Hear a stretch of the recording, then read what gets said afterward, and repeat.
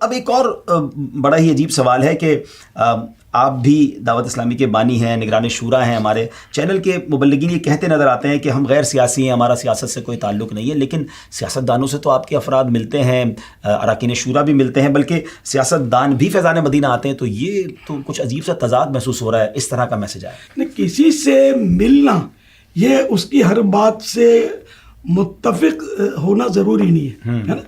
جیسے آپ کاروبار کرتے ہیں دکان، اور آپ تو ماشاءاللہ نمازی ہیں، مگر آپ کی دکان پر بے نمازی بھی آ رہے ہیں اور شرابی بھی آ رہے ہیں، جواری بھی آ رہے ہیں، آپ ان سے ہنس بول بھی رہے ہیں، تو کیا اس کا مطلب یہ لیا جائے کہ آپ ان کرتوتوں سے بھی متفق ہیں؟ ہرگز نہیں. کسی سیاسی پارٹی سے کوئی تعلق نہیں ہے، نہ ڈائریکٹ نہ انڈائریکٹ، نہ مطلب ہمارا کوئی گٹھ جوڑ ہے. لیکن ہم ظاہر ہے کہ یہ عام طور پر مسلمان ہی ہے نا، یہ ہمارے یعنی پاکستان میں تو مسلمان ہی ہوتے ہیں عام طور پر. تو اب ان سے ہم ملتے ہیں تو اس میں فوائد ہوتے ہیں کہ یہ قریب آتے ہیں، یہ لوگ بھی نمازیں پڑھتے ہیں، شوبز والے بھی ہمارے ہاتھ آتے ہیں، ان کو بھی نمازی بناتے ہیں. اور ماشاءاللہ مطلب یہ کہ یہ تو ایک ایسی دعوت اسلامی ایسی تحریک ہے کہ سب کو ساتھ لے کر وایا مدینہ جنت کا راستہ لیتی ہے. متعدد انبیاء کرام علیہ الصلوۃ والسلام کا بھی مطلب یہ ہے کہ بادشاہوں کے پاس جانا ہے.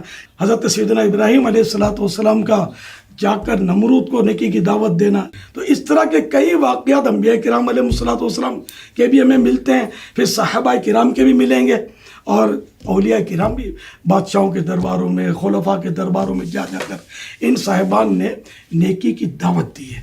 تو ہم بھی نیکی کی دعوت دے رہے ہیں، ہم کوئی اپنا کوئی الگ سے کام نہیں کر رہے. شریعت کے مطابق جو اجازتیں ہیں اس کے مطابق کرنے کی کوشش ہوتی ہے. آپ کو تو اس کو اپریشیٹ کرنا چاہیے، اور آپ کو تو ہمارا حصہ بن کر ان کاموں میں آگے بڑھنا چاہیے. ماشاءاللہ ماشاءاللہ، واقعی بہت سارے مسائل حل ہو سکتے ہیں اگر یہ طبقے کو بھی دین کی دعوت دی جائے اور ان کو دین کے قریب کیا جائے. جناب